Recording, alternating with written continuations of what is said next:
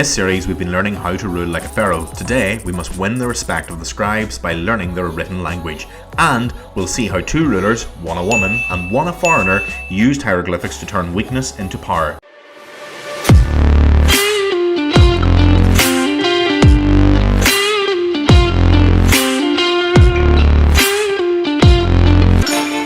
Hieroglyphics were sacred picture writing. There were over 700 different symbols, which is a lot more than our alphabet. And each of these squiggly little pictures could mean a sound, object, or even an entire idea.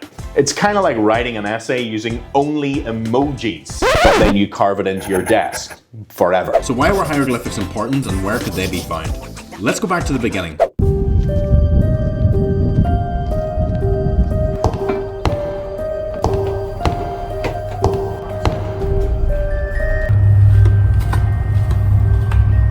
Wall's pretty low down. Don't want to bump my head. Here we are in the tomb of the pharaoh. It's a little bit eerie. I really hope the entrance doesn't close over. This casket behind me is where the mummy of the pharaoh was found. A little bit creepy. At first, hieroglyphics were used in ancient Egypt as sacred carvings, a way to communicate with the gods and ensure eternal life after death. That's exactly why you'll see them on tomb walls, temple pillars, and sarcophagi. As I say, this is the largest tomb in the Valley of the King, Okay. 72 meters in length. When you walk into the tomb, you will see Horus is the sun god. Then you see people inside the cartouche. You know what I mean, cartouche? This is called cartouche. Yeah. Can you see people stand up inside the cartouche? Stand up. Yeah. We call them rituals people, good people. They believe there is a god that's called Ra, there's Horus, they believe it. Then you have people upside down. Yeah. That's bad people. Means these people never come back to life again. It's called them blasphemers. They don't believe there's a gods. Yeah. But over time, pharaohs began to realize the power of these magical carvings for keeping order and control across Egypt. Hieroglyphics recorded shared history, stories, and everyday life.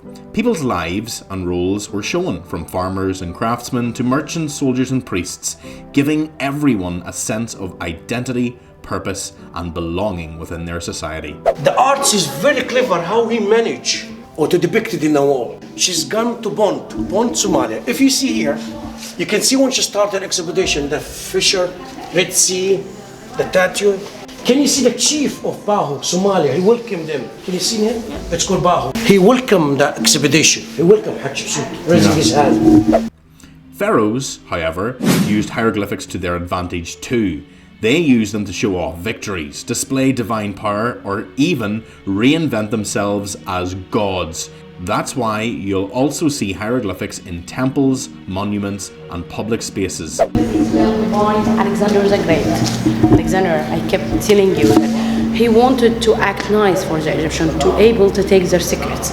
And he found that the key of the Egyptian heart and mind, it's their gods. So he called himself the son of Amun and built a temple in Siwa and built a chapel here. He's acted and he's receiving the Ankh from Horus. And he was the first non-Egyptian king. He put his name inside a cartouche. He called himself Alexander the First, great of the greatest.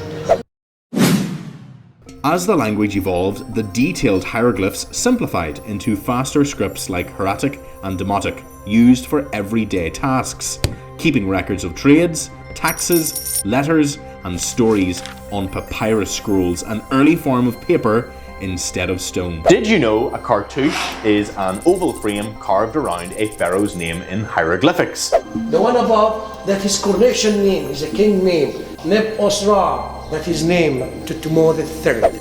A cartouche is supposed to symbolize protection and eternity. It showed that the name inside belonged to royalty, literally sealing their place in history. This word, we call it a cartouche. A cartouche, it's mean a bullet in French. Egyptians believe that the sky, she is a lady. And the earth, he's a man. And the sky, she loves a man, but he cannot marry her because she's very tall. So she turned around him with her two hands like this and two legs like this.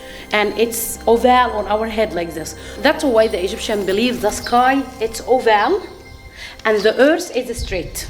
But whose job was it to record all of these hieroglyphics? That's where the scribes come in.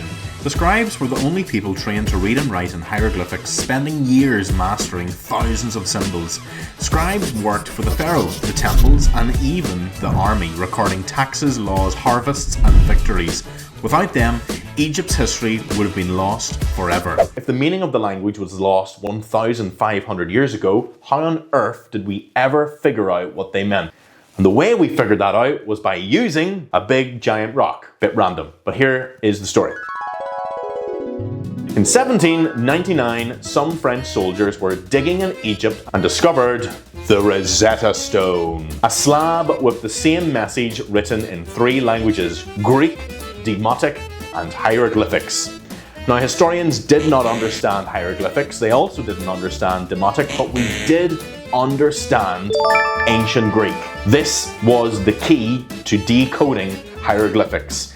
Fast forward 20 brain-melting years later, and boom! Jean-Francois Champollion cracks the code in 1822. Alright Pharaohs, now that you've learned about hieroglyphics, the next step to win the respect of the scribes is to make some papyrus paper. And you can learn how to make your very own papyrus paper as well as some hieroglyphics by following along in the activity video on our website. Link is in the description. Don't forget to like and subscribe to our channel for more of these videos, and as always, thanks for watching. See you next time.